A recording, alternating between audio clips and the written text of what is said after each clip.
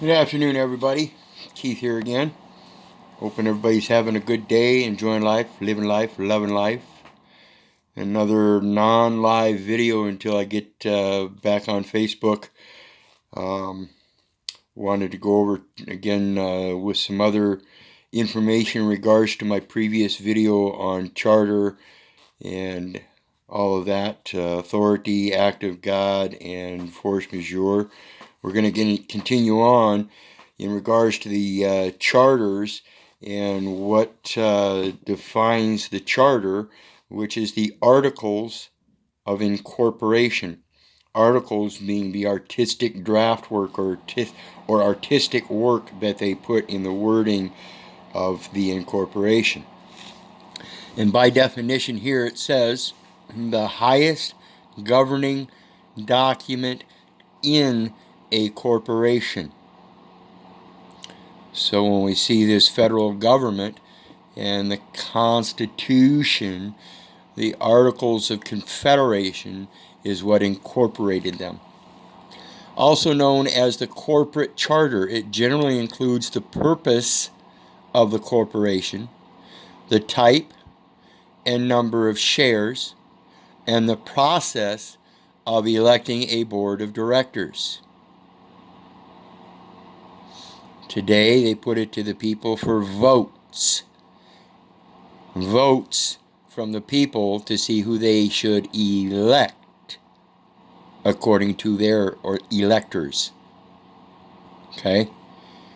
The people being requested to vote have nothing to do with the election itself, but merely give an opinion that the electors can choose to use or disregard in further choosing who they actually elect.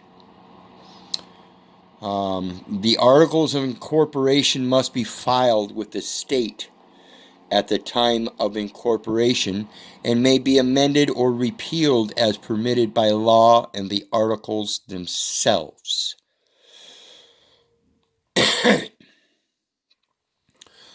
Notice, the Articles of Incorporation must be filed with the state. In regards to the federal government, their Articles of Incorporation are in the UN. All charters lead to the UN. Okay? And then it says, see bylaws. And may be amended, repealed.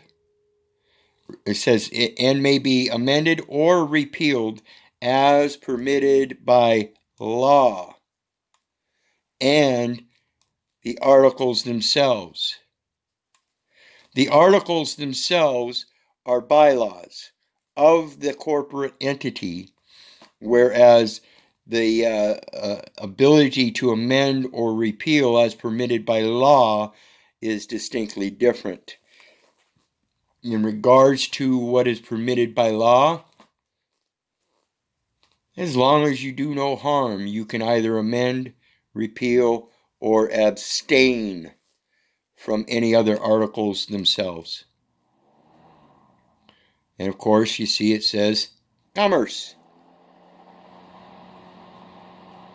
The bylaws of the federal corporation are civic, and they use commerce in that civic venue because that is how they operate in order to enforce their articles of incorporation. That's it. Their articles of incorporation is what they can enforce, and those are bylaws, not law. Okay?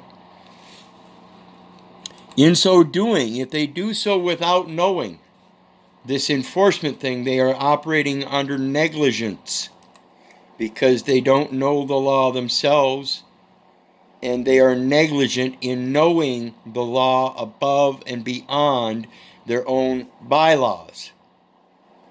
They cannot construct their bylaws unless it is in accordance with law. Okay? And it says, of failure to behave with level of care that someone of ordinary prudence would have exercised under the circumstances. The behavior usually consists of actions, but can also consist of omissions when there is some duty to act. In other words, when they refer everyone to their bylaws as supposedly the law, they are by negligence omitting the truth of the true law on which their bylaws are dependent.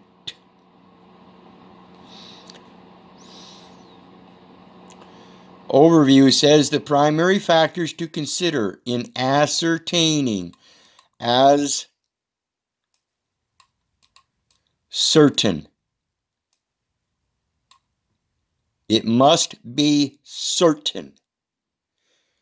Primary facts to consider being certain whether the person's conduct lacks responsible care or reasonable care, or foreseeable likelihood that the person's conduct will result in harm in anyone enforcing bylaws, particularly when it takes them away from their family in any manner, whether it be to summons them to court or for arrest and imprisonment. It is resulting in harm. It is a taking. It is an unlawful taking. The foreseeable severity of any harm that may ensue and the burden of precautions to eliminate or reduce the risk of harm. See restatement, third of torts. This is why I say whenever they breach the contract, it is actually a tort, a trespass in admiralty, where they hold liability for physical harms. And that physical harm, again, is just taking them away from their family. Particularly in custody cases, whether it be taking children away from the family or arresting a father or mother or whatever. They are harming them in every aspect. It is a physical harm.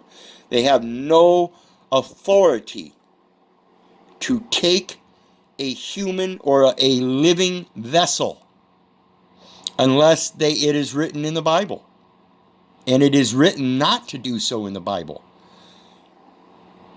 Negligent conduct may consist of either an act or an omission to act when there is a duty to do so. And the duty of what we are to do is described in the Bible first, before any bylaws are written up. And that says, see restatement second of tort and 282, 1965. 4 elements are required to establish a prima facie case of negligence: the existence of a legal duty that the defendant owed to the plaintiff. The legal duty can only be contractual, and that contract is a set of bylaws, pure and simple. Defendant's breach of that duty, and if they don't have a written contract naming you, then you cannot be defendant or plaintiff in their presumptions of cases, their presumption of facts. The defendant's breach of duty, if you are named properly in their paperwork under contract, and you are the one that breaches the contract, then they can enforce it through your negligence to uphold the contract. Plaintiffs suffer sufferance of an injury and proof that defendant's breach caused the injury, typically defined through proximate cause. Proximate cause is an actual cause that is also legally sufficient to support liability. In other words, the actual cause is the statute that is legally sufficient to support the liability because they are the ones that constructed the statute, which is the contract that they are holding you subject to as a defendant. You are not a defendant in a case whereby any state statute is enforced. Period. You cannot be a defendant. The original contract is between the state and the federal government. Anything less than that is another set of sub-bylaws that are subject to the actual law. It follows up through the jurisdictions. Although many actual causes can exist for an injury, i.e. a pregnancy that led to the defendant's birth. Funny how they use that one, huh?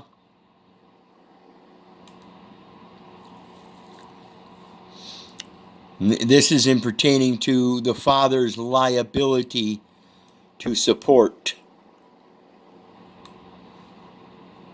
the woman that gave birth and the child. Okay? The law does not attach liability to all the actors responsible for those causes. Why? Because it can't. The liability only lies in contract. No man has a liability except in contract. If they are operating in contract and they trespass against another man, whether that man is in the contract or not, they hold liability to all responsible for those causes. The likelihood of calling something a proximate cause increases as the cause comes more direct and more necessary for the injury to occur. In other words, their proximate cause on a municipal basis increases as you go up in the law jurisdictions to the county, state, federal, and national for the injury to occur. And then, of course, the national realm being that of your spirituality. And notice they put down here life events. It is the event in life that is supposed to be the proximate cause. So the proximate cause of this act of God was the pregnancy that led to the birth of myself. I am not a defendant. I am not in contract with anyone. I do have a trust instrument, but I have no contracts.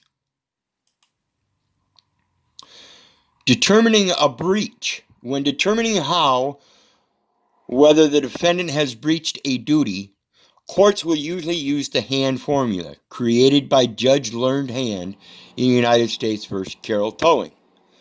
If B greater than PL, then there will be negligence liability for the party with the burden of taking precautions. It's their liability to take precaution. If the burden of taking precautions is less than the probability of loss and the gravity of loss, which is personal loss, not social loss. If the burden of taking such precautions is less than the probability of injury multiplied by the gravity of any resulting injury, then the party with the burden of taking precautions will have some amount of liability. They each have a burden of liability because the burden of taking precautions is that if somebody tells you they are not subject to that law, they cannot just sit there and say, well, yes, you are. They have to take precaution dependent upon their own probability of loss times the gravity of the loss if somebody comes after them for that liability for not taking those precautions and heeding their word when they say, I am not subject to your bylaws. Determining whether there was a duty to act. Typically, if the defendant had a duty to act, did not act, resulting in a breach, and that breach caused an injury, then the defendant's actions will be classified as misfeasance. There are several ways to determine the defendant had a duty to act. This is not an exhaustive list. And what they're saying here is that these are just ways to determine whether the defendant had a duty to act. And so it's a matter of opinion and the actual construction of bylaws and how one is subject to them. This is very clear that the defendant needs to help determine that. The defendant, it's not up to somebody else to determine if the defendant had a duty. It's up to the defendant to determine what his duties are and if they relate to the bylaws of whoever's making the charges against him. It says the defendant engaged in the creation of the risk which resulted in the plaintiff's harm. Did I engage in the creation of the state statutes? No. Voluntary undertaking.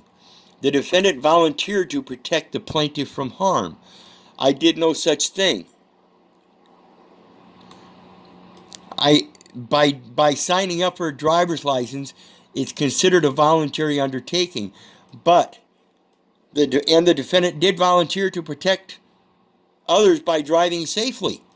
However, the underlying element in that voluntary undertaking is that the license itself, subjecting me to the bylaws, is not fully disclosed in the fact that they name each and every one of us under these contracts as Medicare qualified government employees.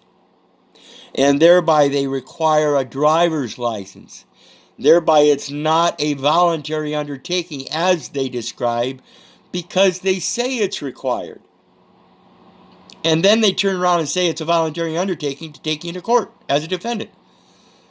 So the defendant must stand up and clarify this stuff. If you don't know this stuff, you're going to be taken advantage of. Knowledge. This is where the voluntary undertaking is not voluntary, even if it is an actual voluntary undertaking, if the defendant has no knowledge. The defendant must have knowledge. The defendant should know that his conduct will harm the plaintiff. Okay, if the plaintiff is the state and they haven't been harmed,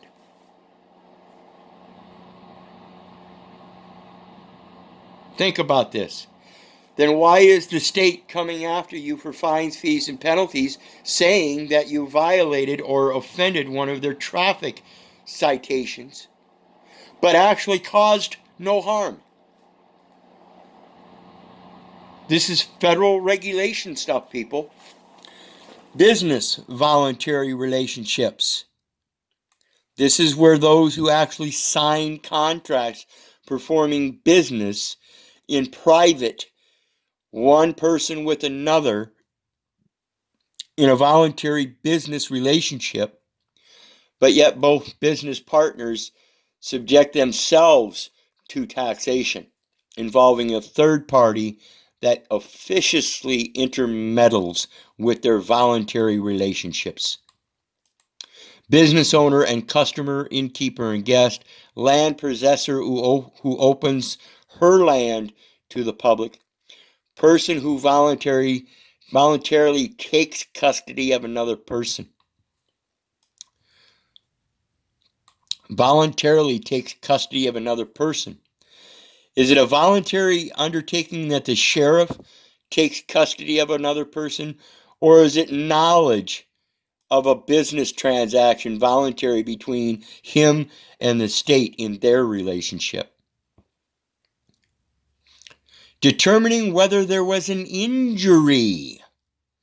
Typically, in order to meet the injury element of the prima facie case, the injury must be one of two things: bodily harm, harm to property.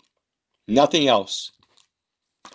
Pure economic loss will usually not meet the injury requirement. Let me read that again. Pure economic loss will usually not meet the injury requirement. Yet that is all they go for, or the first thing they go for is the fines, fees, and penalties attached to them. If it is a severe enough charge, they will also go for arrest and imprisonment. Sometimes emotional distress harm may meet the bodily harm requirement. Emotional distress or harm is done under threats. Even if there's no accompanying physical harm. Says see also the Harvard Bridge Project article on negligence versus strict liability from a law and economics perspective. That's one y'all should read. Don't ask me for the link. It's right here. If you're watching the video, write it down. Keywords: tort law. So we see negligence is regards to Articles of Confederation and their bylaws, and if they're negligent to the superior laws, it automatically, like I said, it goes all the way up in the law, it automatically is a tort. It is a trespass. Premeditation is the last one, and it says when an individual contemplates for any length of time undertaking an activity that then subsequently takes an action. Once we have given them warning that we are not subject, I don't care if they use their bylaws as an excuse, they are now in a forum of premeditation. You have given them notice, they have knowledge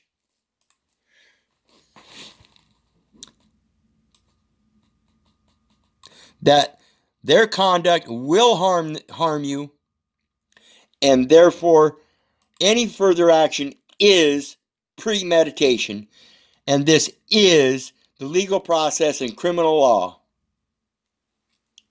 Notice this is not legal process in civil law.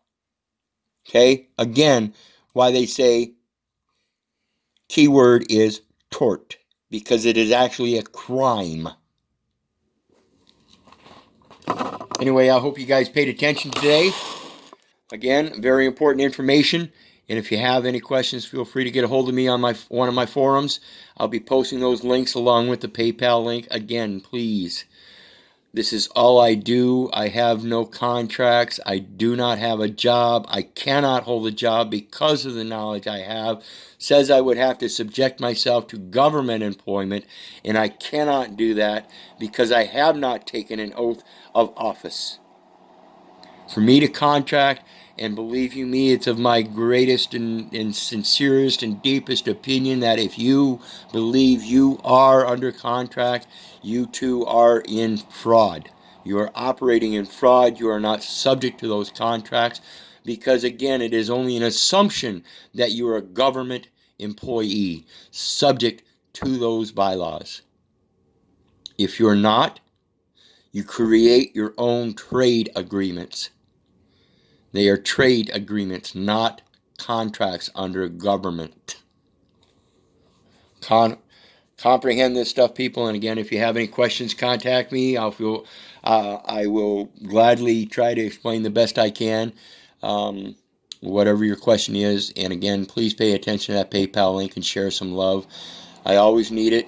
And I consistently put this information out on a daily basis on all the different platforms I'm on.